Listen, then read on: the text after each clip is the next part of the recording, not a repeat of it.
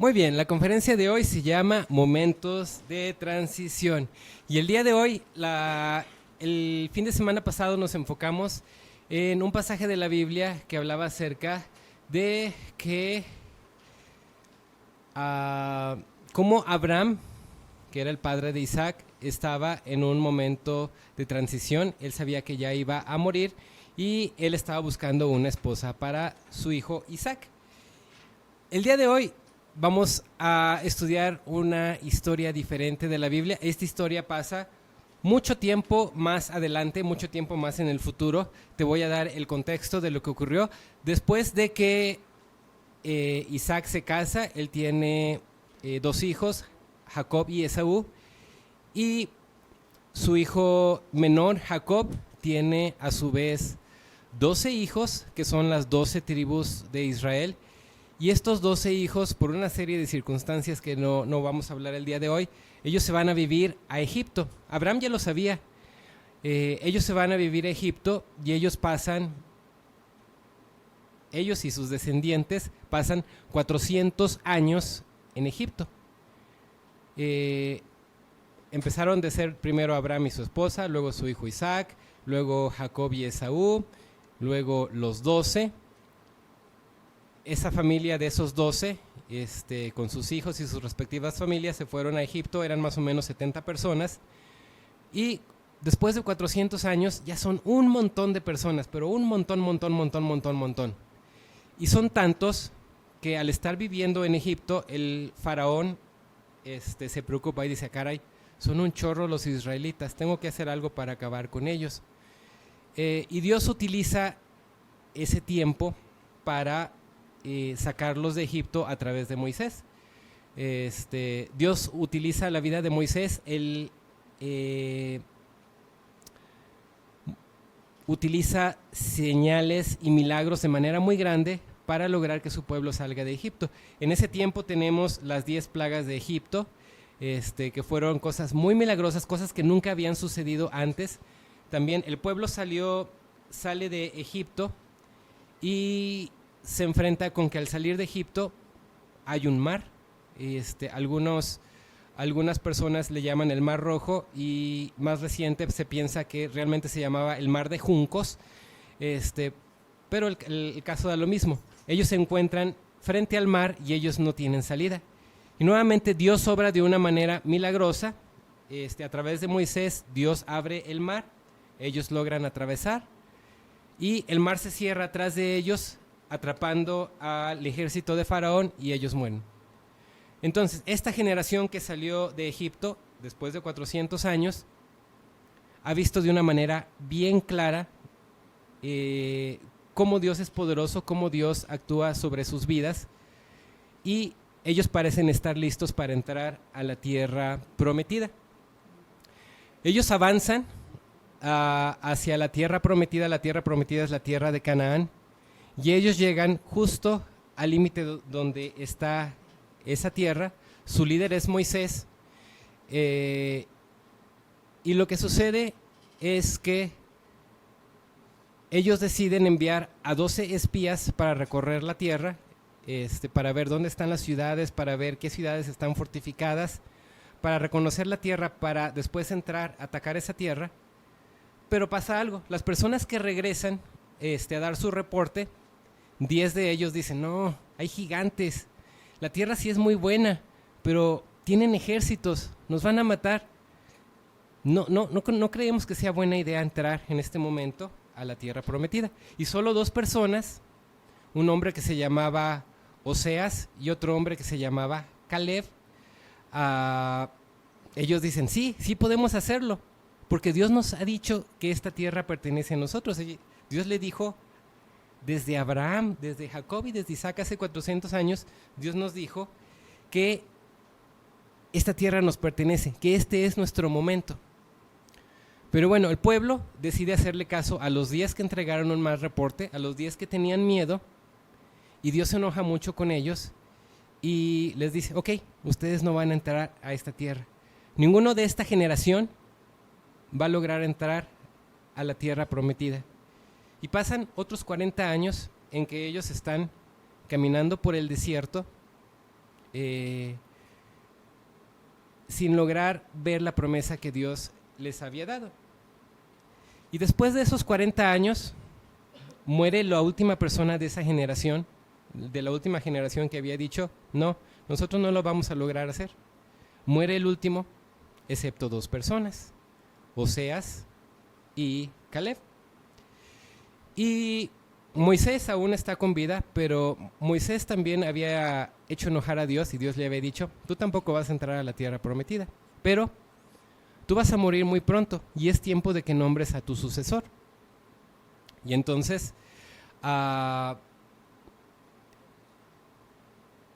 Moisés va donde estaba Oseas y Dios le dice, cámbiale el nombre a Oseas, ya no se va a llamar Oseas, que significa salvación, ahora se va a llamar Josué, que Josué significa Dios salva, y es el mismo nombre de Jesús. Y él le dice, ahora Josué es el que va a llevar a mi pueblo, el que va a hacer que mi pueblo entre y conquiste la tierra prometida.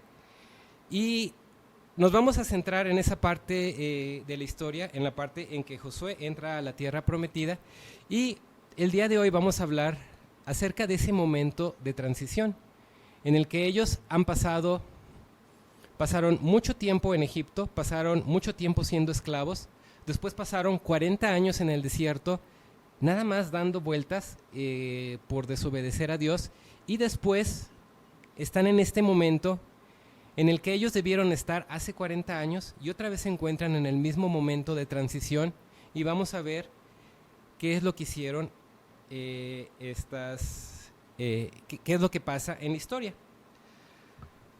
Y este mensaje me pareció apropiado precisamente porque nosotros estamos en un momento de transición, ya sea de manera como iglesia, al estar nuevamente en este lugar, al haber dejado Acceso Norte y movernos a una nueva zona de la ciudad, pero también nosotros como personas, cada uno de nosotros está pasando circunstancias que son etapas de cambios. Y si no estás pasando una etapa de cambio ahorita, prepárate porque la vas a pasar muy pronto, es algo constante. Y eso nos lleva al primer punto que tenemos, sí tiene notas, ¿verdad? Sí.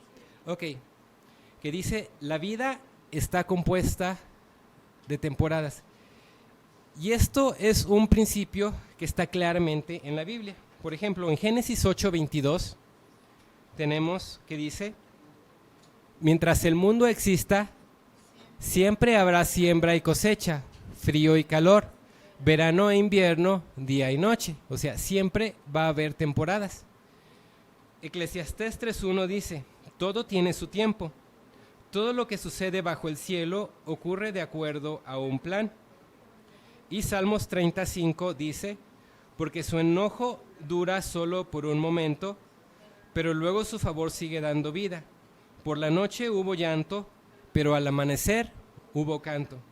Entonces, la Biblia nos habla de que nosotros, la vida consiste de temporadas.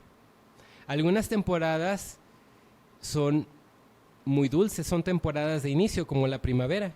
Es la temporada en la que se ve florecer las flores, las plantas, los árboles.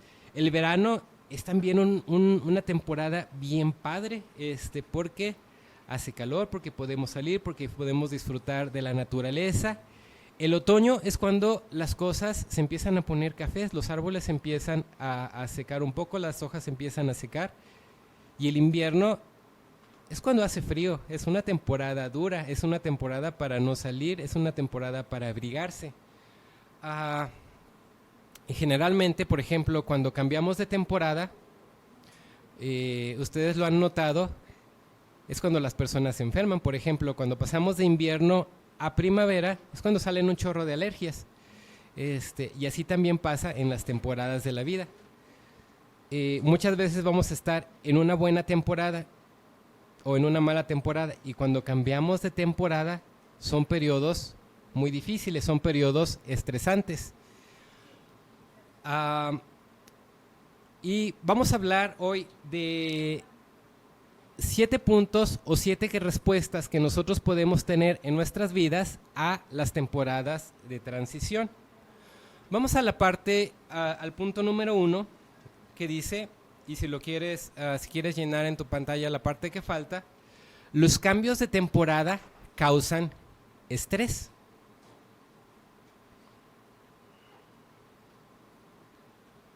En Hebreos 11:8 nos cuenta un poco de lo que pasó con Moisés. Dice, por la fe Abraham obedeció la orden de Dios de ir a una tierra que iba a recibir como herencia y salió sin siquiera saber dónde quedaba ese lugar. Imagínense lo estresante que ha de haber sido para Abraham, lo estresante que ha de haber sido para su esposa. Oye, Abraham, ¿a dónde vamos? No sé. ¿Y cuándo vamos a saber que ya llegamos? No sé. ¿Y qué vamos a hacer? ¿De qué vamos a vivir? No sé. Debió haber sido sumamente estresante para Abraham. En la historia que nosotros estamos leyendo de Josué, voy a leer el versículo de Josué 3:4, y ellos está hablando de cuando ellos conquistaron la primera ciudad, y dice Josué 3:4, pero no se acerquen a menos de 1 kilómetro de distancia del cofre, aunque sin perderlo de vista, para que así sepan qué camino seguir, ya que ustedes nunca antes han pasado por aquí. Era algo nuevo, y al estar haciendo algo nuevo, realmente hay mucha incertidumbre, no sabemos qué es lo que viene por delante, y era lo que estaban pasando los israelitas al momento de cruzar el río Jordán. En Juan 16:33 dice, yo les dije esto para que encuentren paz en mí. En el mundo ustedes tendrán que sufrir, pero sean valientes, yo he vencido al mundo. Aquí Jesús está hablando de que la vida no va a ser todo rosas, no va a ser todo primavera, sino que vamos a tener momentos muy difíciles. Otro ejemplo está en Primera de Reyes 3:7, donde Salomón, que es el hijo del rey David, el rey David fue la persona que logró conquistar casi la parte más grande que tuvo Israel en su tiempo. Fue el rey de los más importantes, posiblemente el más importante que tuvo Israel. Y cuando Salomón toma el reinado, él dice, caray, mi papá fue lo máximo, ¿a mí qué me toca hacer? Y él dice, Señor mi Dios, él está orando a Dios, tú has permitido que yo reinara en lugar de mi papá, pero me siento como un niño, no tengo la sabiduría necesaria para cumplir mi trabajo. Él se daba cuenta de que él no estaba preparado y él estaba estresado, él sabía, no tengo idea cómo le voy a hacer para gobernar este pueblo, no tengo idea cómo voy a hacer para cumplir la tarea que mi papá me encomendó, que es la de construir un templo para Dios. Y las temporadas de transición son temporadas que son muy duras. No sé si en tu boletín venga una hoja que dice escala de estrés de Holmes-Rahe. Si la quieres sacar en este momento. Esta fue una escala que unos psicólogos hicieron en 1967, ya hace un chorro de años. Está un poquito,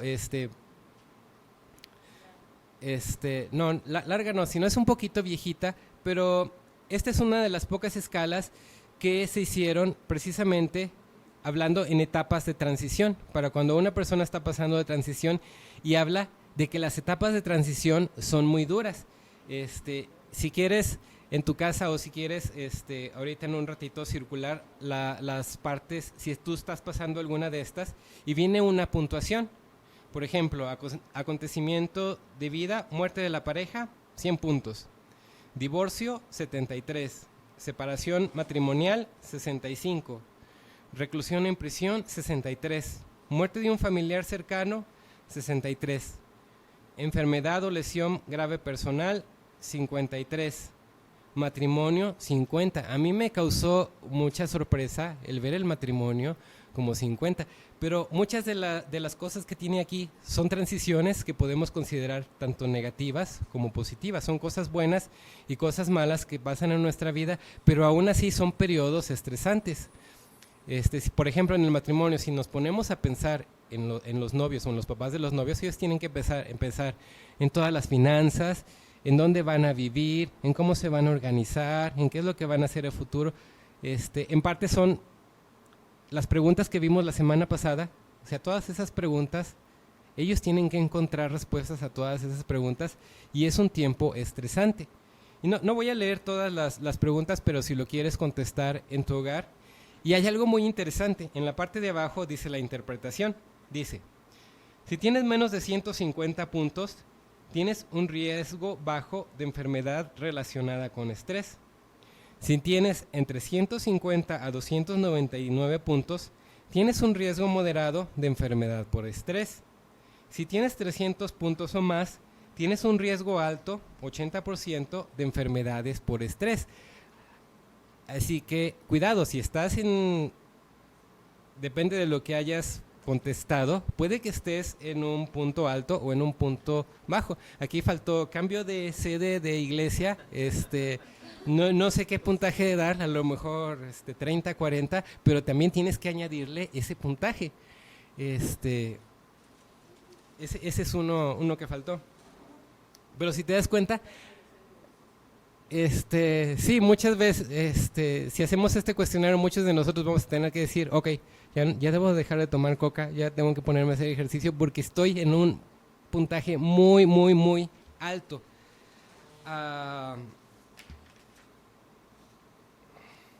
Ok, el punto número 2 dice, antes de entrar a la nueva temporada, debes de dejar algo atrás. Y hay varios versículos que soportan esta idea. El primero está en Isaías 43, del 18 al 19, y Dios está hablando y dice, no recuerden lo que pasó antes, ni piensen en el pasado. Fíjense, voy a hacer algo nuevo. Esto es lo que está pasando ahora. ¿No se dan cuenta? Haré un camino en el desierto y ríos en tierra desolada. Dios nos llama a olvidarnos de lo que ya pasó y enfocarnos en lo que tenemos enfrente. El siguiente versículo, Filipenses 3:13, dice, hermanos, no considero haber llegado ya a la meta, pero esto sí es lo que hago. Y nuevamente, si quieres subrayar, me olvido del pasado y me esfuerzo por alcanzar lo que está adelante. Filipenses 3:13, si quieres subrayar, me olvido del pasado. Debemos de dejar algo atrás, no todo, pero sí algo atrás. Y luego está el siguiente versículo, que es 1 Samuel 16:1, que dice, el Señor le dijo a Samuel, ¿cuánto tiempo vas a quedarte llorando por Saúl, si ya lo he rechazado como rey de Israel? Mejor llena de aceite tu cuerno y ponte en camino. Voy a enviarte a Belén, a la casa de Isaí, pues he escogido como rey a uno de sus hijos. En esta historia, Samuel es el juez de Israel, y él ha puesto como rey a Saúl, pero Saúl se ha portado muy mal. Él ha desobedecido a Dios. Dios le encargó que acabara con los amalecitas y él no lo hizo, y Dios se enojó con él, y Dios le dijo a Samuel, voy a desechar a Saúl, vamos a poner un nuevo rey en Israel.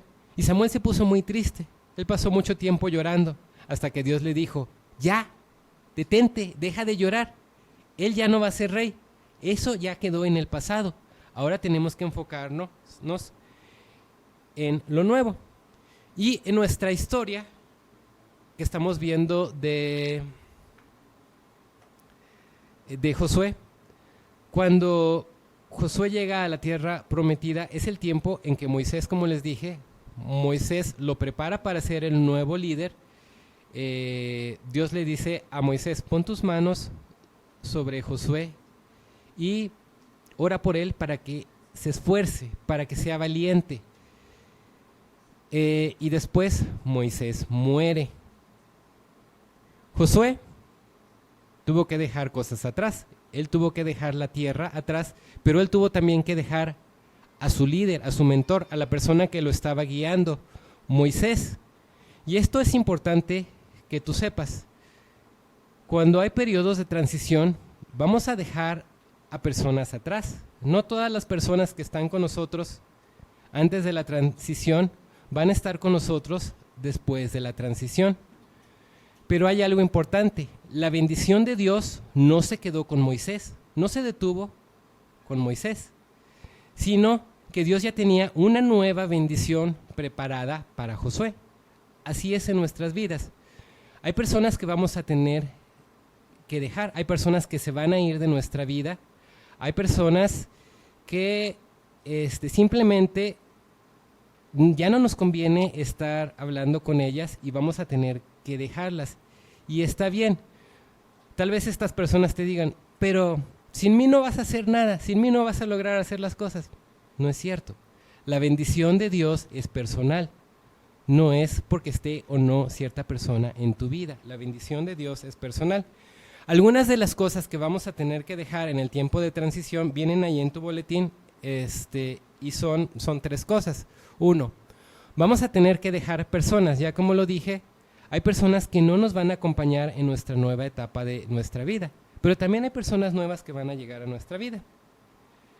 También hay ideas y estrategias, viejas estrategias que vamos a tener que dejar. Aquellas cosas que funcionaron en el pasado,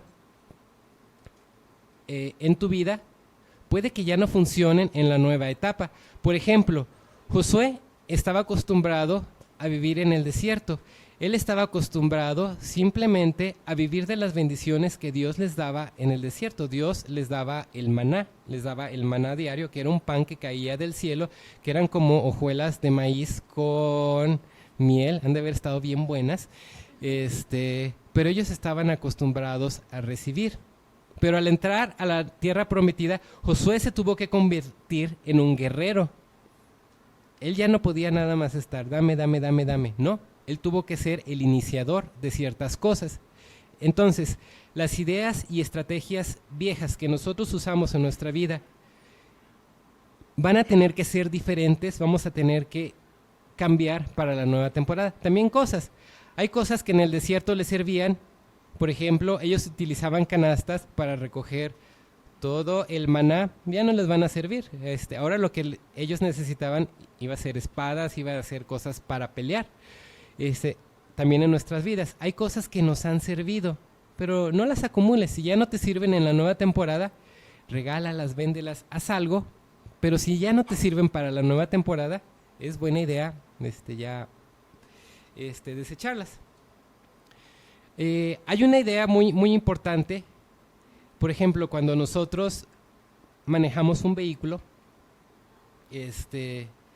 y nosotros tenemos el parabrisas, con el parabrisas podemos ver lo que hay delante y es importante ver lo que está sucediendo a nuestro alrededor, y también tenemos nuestro espejo retrovisor.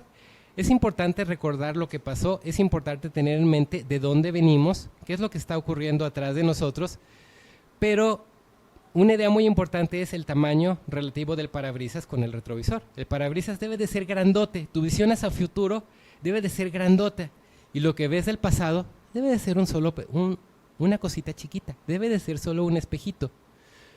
No dejes que tu futuro sea lo más grande que tú veas. No nos quedemos enfocados en lo que ya pasó, en lo que ya dejamos atrás, sino que debemos enfocarnos en lo que viene adelante, en los nuevos retos que Dios tiene para nosotros. Y vamos al punto número 3, que dice: la nueva temporada requiere una actitud e identidad nueva. Y lo vemos en la historia de Josué. Dios le da a Josué una nueva identidad. Como dijimos, él se llamaba Oseas y le cambió el nombre a Josué para indicarlo que la salvación no venía de él, no venía de sus circunstancias o de lo que él creía que él hacía, sino que la salvación que él iba a experimentar en su vida venía de Dios. Dice Números 14:24, y aquí está hablando del compañero de Oseas o de Josué, dice: en cambio, a mi siervo Caleb, que ha mostrado un espíritu diferente y me ha sido fiel, le daré posesión de la tierra que exploró y su descendencia la heredará. Recuerden que Caleb tenía una actitud diferente.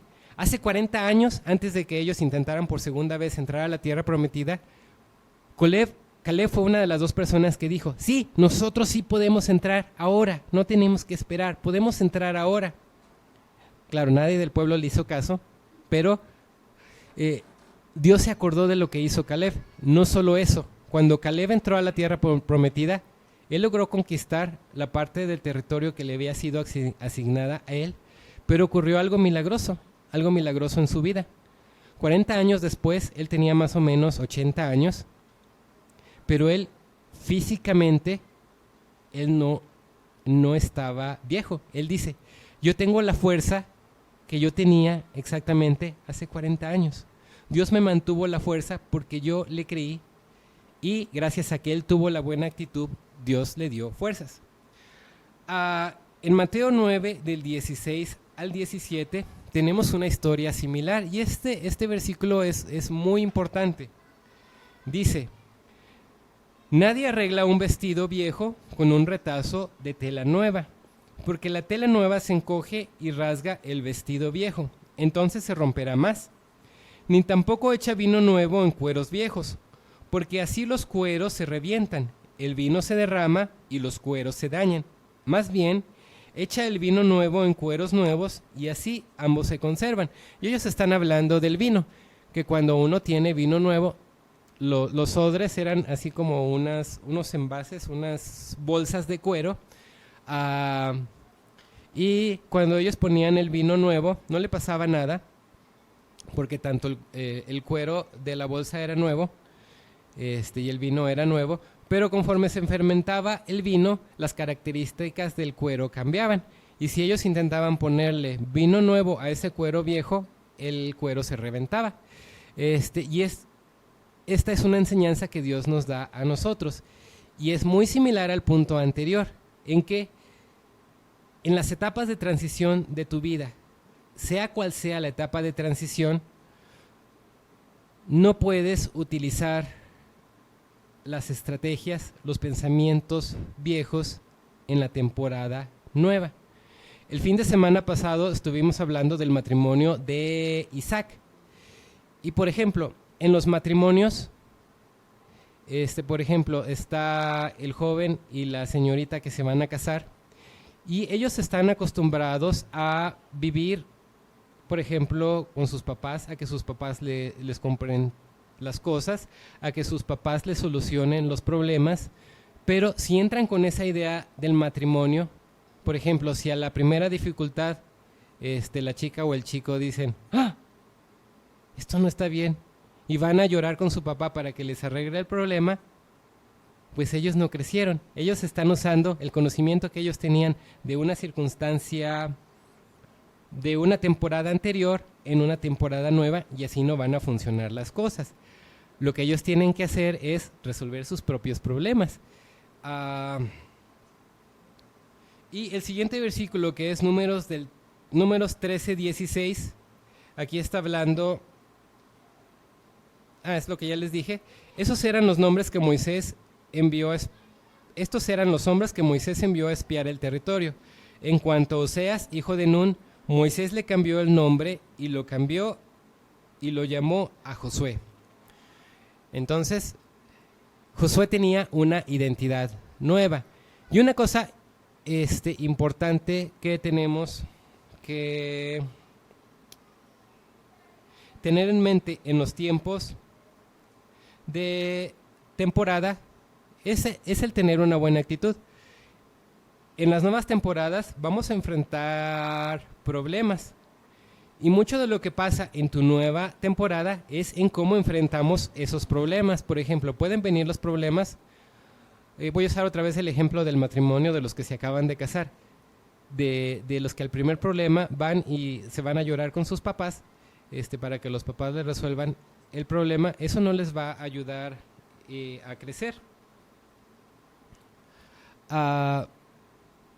Pero si ellos ven los problemas como oportunidades, si ellos desde antes del matrimonio se dan cuenta, ok, vamos a pasar nuevos problemas, esta es la manera en que los vamos a enfrentar, esto nos va a ayudar a crecer, el enfrentar problemas, los problemas son naturales en el matrimonio. Cuando nosotros enfrentamos problemas y los enfrentamos de manera sabia, esto nos va a ayudar a nosotros a crecer como personas, nos va a ayudar a crecer más cerca el uno del otro y nos van ayudar a madurar. Si una persona corre ante los problemas, no está madurando. Vamos al siguiente punto. ¿Sí están hasta aquí? Sí. No se están durmiendo. Yo sí me estoy durmiendo. Dice el punto número 4. Dios suple de manera diferente en una nueva temporada. Y vamos a Josué 5:12.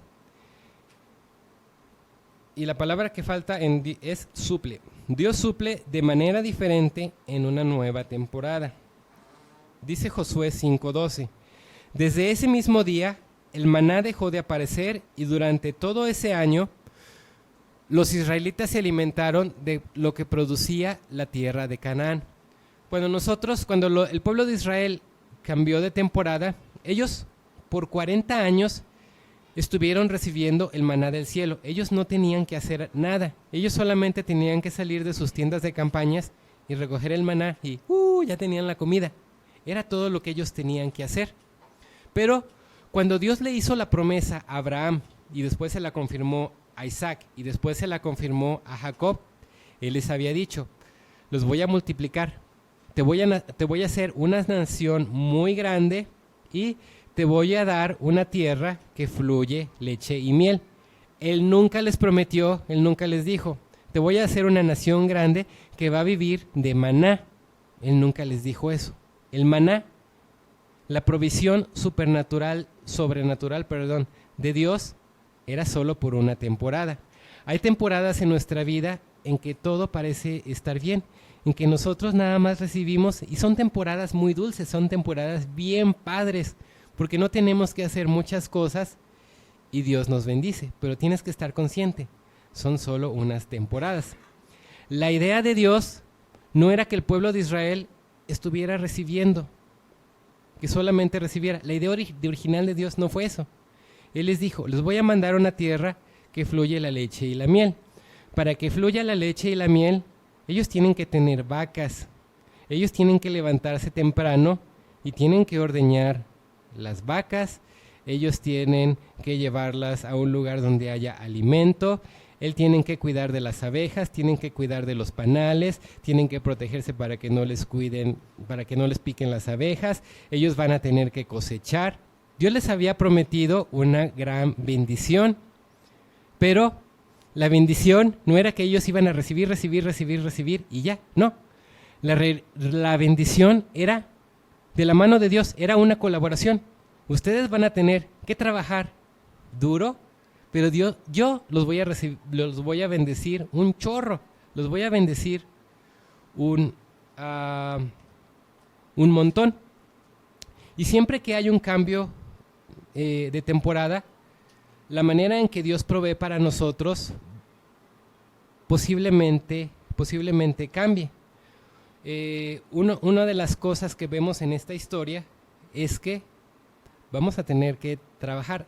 El plan original de Dios no era solo recibir. Dios no es del bienestar, no es de la 4T, no es solo recibir. Dios quiere que nosotros crezcamos.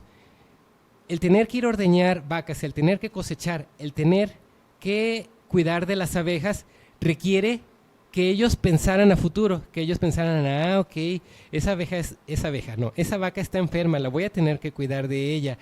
Esa vaca está medio flaca, voy a tener que tener... Ellos tienen que crecer como personas. Si uno nada más está recibiendo, uno no está creciendo. Y ese es un problema de las temporadas de solo recibir el maná. Otra historia está en Primera de Reyes 17, del 7 al 9. Es la historia de Elías. Y esto es solamente para confirmar el punto, no vamos a entrar mucho en detalle. Dice: como no había lluvia, después de un tiempo se secó el arroyo. Entonces el Señor le dijo a Elías: vete a Sarepta en Sidón y vive allí. En aquel lugar vive una viuda a quien yo le he ordenado que te dé comida. En el caso de Elías, él había pasado tiempo cerca de un arroyo y Dios le había estado mandando cuervos para que le trajeran comida, pero Dios le dijo: no, hay una nueva temporada. Ahora había sequía en ese tiempo en Israel y había una gran hambruna, y ahora Dios le dijo: voy a proveer para ti de una manera diferente. Vete a Sarepta y ahí va a haber una viuda.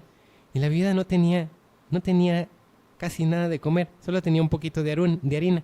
Y con ese poquito de harina lograron pasar mucho tiempo. Dios sostuvo a Elías, a la viuda y a su hijo.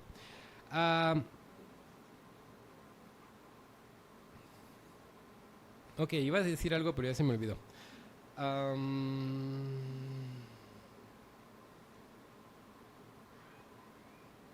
Ok, no me acuerdo. Bueno, el punto número 5 dice, la nueva temporada trae nuevos sacrificios.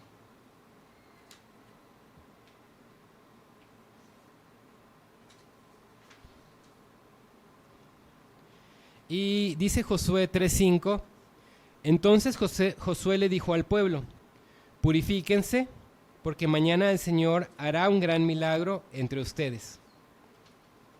Y Gálatas 6, del 7 al 9, dice, no se engañen ustedes mismos, porque de Dios no se burla nadie. Uno cosecha lo que siembra. Quienes siembran únicamente para complacerse a sí mismos, solo cosecharán de ello la destrucción. Pero el que siembra para agradar al Espíritu, cosechará la vida eterna. No debemos cansarnos de hacer el bien. Si no nos rendimos, tendremos una buena cosecha en el momento apropiado. Gálatas 6, del 7 al 9. Aquí en la historia de Josué, Josué los está preparando antes de entrar a Jericó y Dios les dice, más bien Josué les dice a su pueblo, purifíquense. Eso era algo que ellos no hacían comúnmente, pero Dios les está diciendo, tienen que prepararse, tienen que consagrarse, porque viene una nueva temporada. Y esto es importante el notar cuando Josué se los está diciendo. Él se los está diciendo no ya cuando ellos entraron, sino que se los está diciendo desde antes. Y aquí hay una idea muy interesante, que es que lo que nos trajo en las temporadas de transición, lo que nos trajo hasta este punto, las cosas que hicimos para nosotros lograr llegar hasta aquí, las ideas, las personas que nos acompañaron, las cosas que tuvimos, las estrategias que nosotros estuvimos utilizando hasta aquí, no son suficientes para llevarnos al nuevo destino que Dios tiene preparado para nosotros. Es muy similar a lo que ya mencioné. Tenemos que desechar algunas cosas y tenemos que hacer algunas cosas nuevas. Pero aún antes de que ocurra una etapa de transición, nosotros debemos de prepararnos. Por eso Josué le dice al pueblo, conságrense. En la historia que vimos el fin de semana pasado, en la historia de Isaac y Rebeca, no sé si recuerden, al final de la historia hay una parte en la que yo les comenté que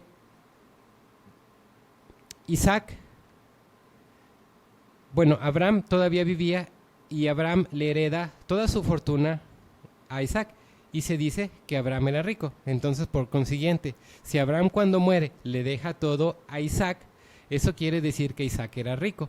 Pero en el capítulo que sigue, en el versículo, no me acuerdo que ha de ser Génesis 26, versículo 11, por ahí,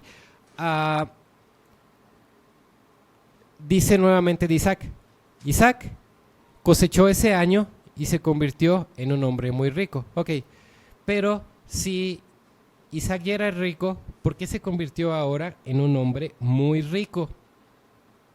Y lo que pasó es muy interesante porque se encuentra al inicio del capítulo. Al inicio del capítulo, déjenme buscarlo, debe de ser Génesis 26, si no me equivoco.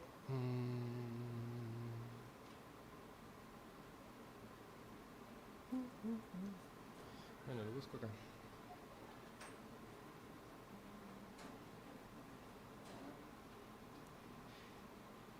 Sí, Génesis 26, al inicio del capítulo dice, un hambre terrible azotó la tierra, como había ocurrido antes en tiempos de Abraham.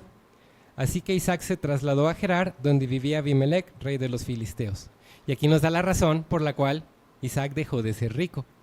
Hubo una crisis económica, hubo una crisis de comida, pasó algo que hizo que Isaac, cuando era rico, se le acabara toda la riqueza que él había tenido. Y esto nos da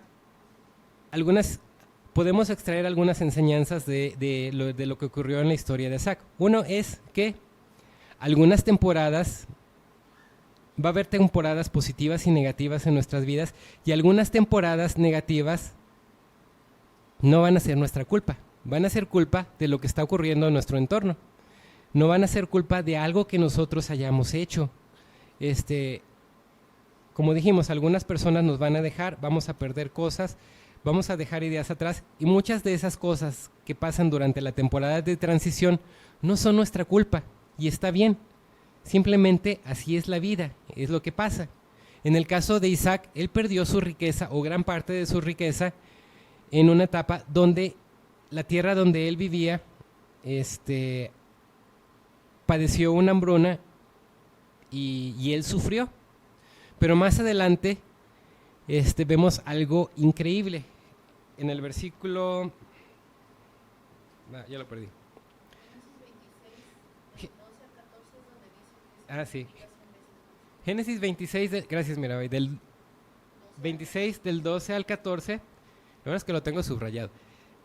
Dice, cuando Isaac sembró sus cultivos ese año, cosechó 100 veces más grano del que había plantado porque el Señor lo bendijo. Se hizo muy rico y su riqueza siguió aumentando. Adquirió tantos rebaños de ovejas y de cabras, manadas de ganado y ciervos, que los filisteos comenzaron a tenerle envidia. Una de las enseñanzas que nosotros podemos entender en este pasaje es que Isaac, durante ese tiempo, bueno, esto viene de acuerdo a mi imaginación. Durante ese tiempo en el que él había estado soltero, en el que él había estado esperando por Rebeca, y Rebeca no había llegado porque Rebeca era muy chiquita, estaba en el horno. Durante todo ese tiempo él se había estado preparando, él no se había quedado quieto, él había estado buscando algo, él había estado viendo cómo se cosechaban, él había estado aprendiendo de economía, lo mejor, él había estado aprendiendo, y no es solo idea mía, te voy a demostrar el por qué. La Biblia dice que él cosechó 100 veces más de grano de lo que él había plantado, y esto no es común. Me puse a investigar un poco y más o menos cuando las personas tenían una buena cosecha, lo que ellos lograban cosechar era más o menos 2.5 veces más lo que ellos habían sembrado. El cosechar 100 veces más era un chorro, era un montón.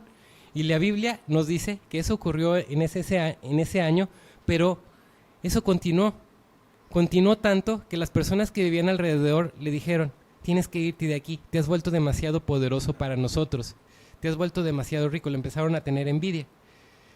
Entonces, lo que a mí me queda de esta historia es que Isaac, durante ese tiempo que parece que él no hizo nada, realmente estaba haciendo algo, él se estaba preparando. Y esta es una lección para nosotros. Puede que estemos en una temporada buena de nuestra vida o en una temporada donde estemos atravesando dificultades, pero lo importante es que nosotros debemos de seguirnos preparando. No sabemos cómo va a ser la temporada que sigue. A lo mejor pensamos que estamos en una mala temporada y la temporada que sigue va a ser peor. Parece que estamos en una tormenta, pero lo que sigue es una tromba. No sabemos. O puede que siga una primavera. Ojalá que siga una primavera. Pero no sabemos. Lo que sí sabemos es que tenemos que prepararnos para la próxima temporada. No debemos de permitir que la próxima temporada llegue y nosotros no estemos preparados. Imagínense, si Isaac no se hubiera preparado y él hubiera obtenido solamente las ganancias comunes, muy posiblemente no la hubiera hecho. Muy posible hubiera batallado para mantener a sus hijos y muy posible Jacob no hubiera tenido 12 hijos porque no los hubiera podido mantener. ¿Quién sabe qué hubiera pasado? Pero bueno, vamos al punto número 6, ya casi acabado. Faltan 2 puntos. Dice, la consagración de hoy trae la victoria de mañana. Dice la Biblia en Josué 3:8, dile a los sacerdotes que lleven el cofre del pacto.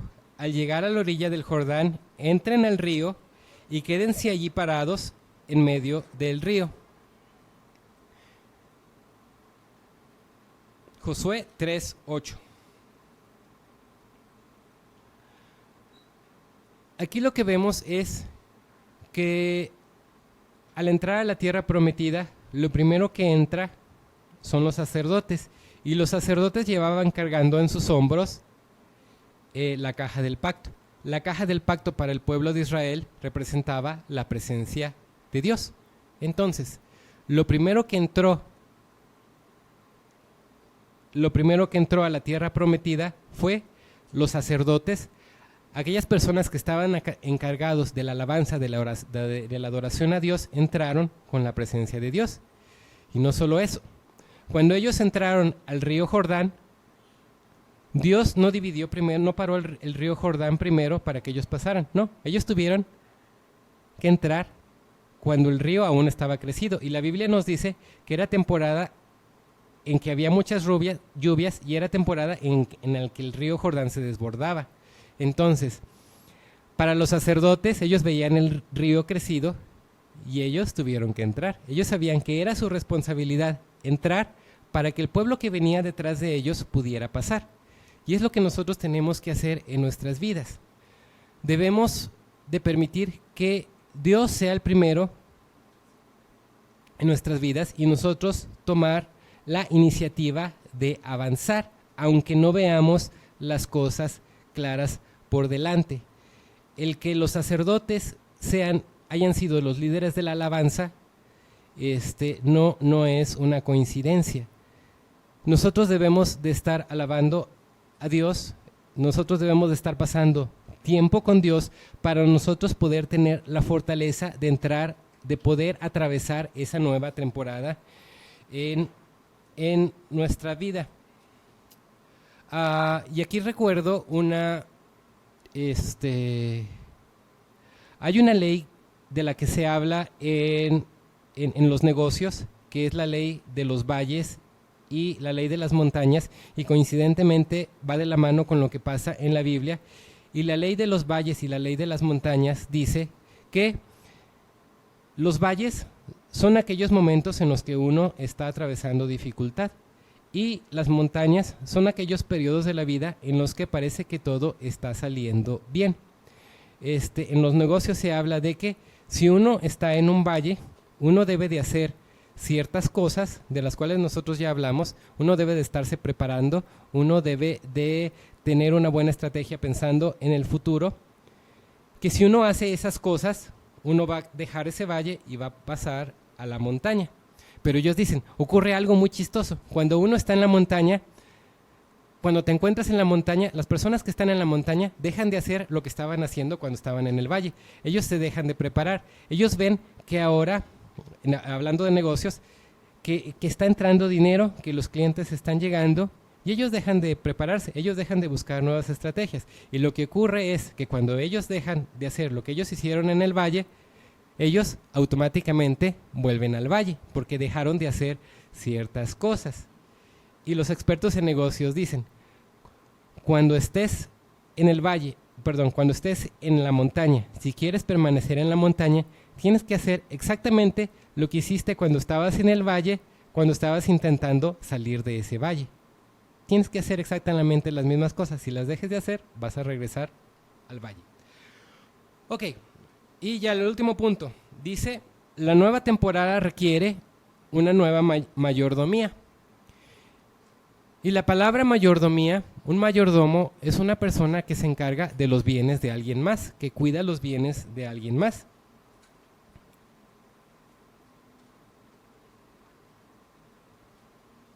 Y dice Juan 6 del 11 al 12. Entonces Jesús tomó los panes y después de dar gracias a Dios, se los dio a los que estaban allí. Asimismo repartió el pescado, todos comieron lo que quisieron.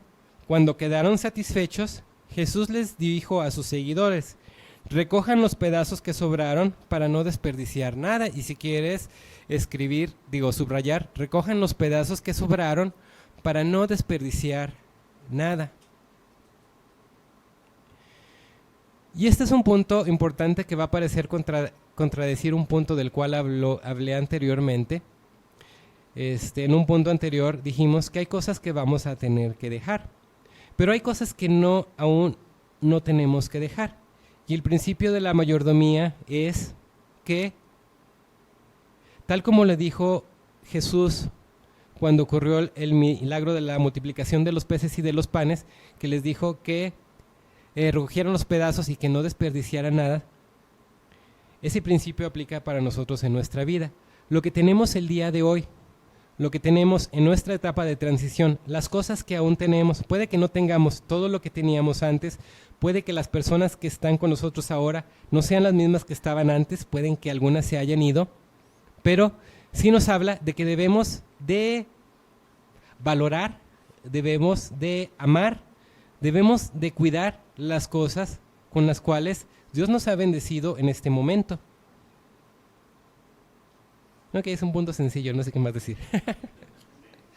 Debemos de estar conscientes de que Dios nos ha bendecido, aun cuando haya temporadas, especialmente en las temporadas que parece que uno retrocede, tendremos a olvidarnos de lo que ya tenemos. Bueno, también especialmente en las temporadas en las que uno avanza, tendremos a despreciar lo que ya teníamos antes, pero no, tenemos que cuidar, tenemos que administrar de una buena manera lo que Dios nos da. Y una idea muy importante es que es mucho más fácil obtener algo que mantenerlo.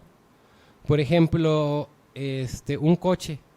Es mucho más fácil obtener el coche que estarlo manteniendo año con año, lavarlo, cambiarle el aceite, limpiarlo, que se descompone, arreglarlo.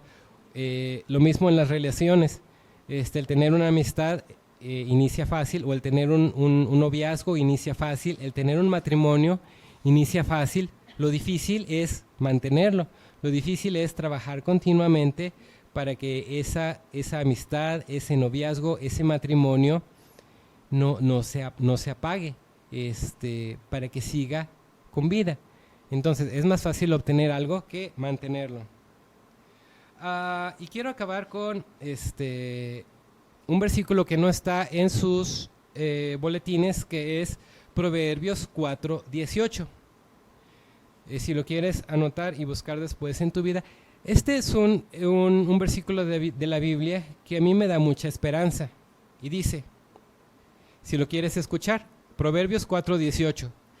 El camino de los justos es como la primera luz del amanecer, que brilla cada vez más hasta que el día alcanza todo su esplendor.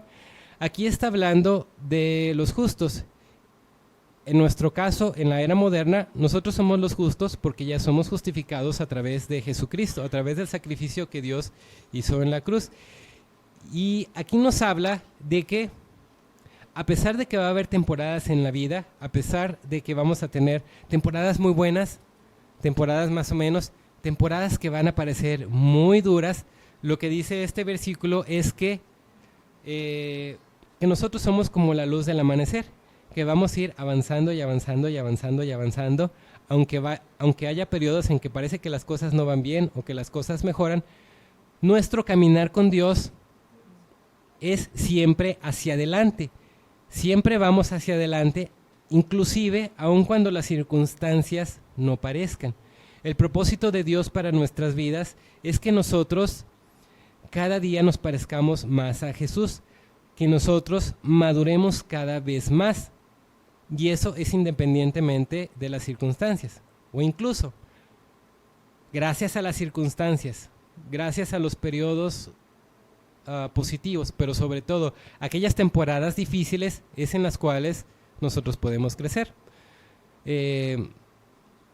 Uno no crece en las buenas temporadas, eso es algo seguro. La manera en que uno crece es cuando tenemos momentos de transiciones difíciles. Pero aún esos momentos Dios los va a utilizar para que nosotros sigamos madurando y nos parezcamos cada vez más a Él. Pero esto aplica solo para aquellos que son justos, para los que son justificados, para los que tienen una relación con Dios. Y aquí acabo la conferencia del día de hoy. Si tú aún no tienes una relación con Jesús, si aún tú no formas parte de la familia de Dios, si aún no tienes una relación con Jesús, si aún no eres justo, porque Dios no forma parte de tu vida, yo te invito a que en esta tarde tú decidas decirle a Dios que tú quieres formar parte de su familia. Vamos a orar y yo te invito a que repitas esta oración conmigo. Señor Jesús, venimos hoy aquí a tu casa y Padre, reconozco que soy pecador. Reconozco que he vivido alejado de ti y yo quiero formar parte de tu familia. Reconozco que Jesús murió en la cruz. Él derramó su sangre para pagar el precio que yo debía haber pagado y así hoy formar parte de tu familia. Acepto ese regalo en mi vida y te doy gracias. En el nombre de Jesús. Amén.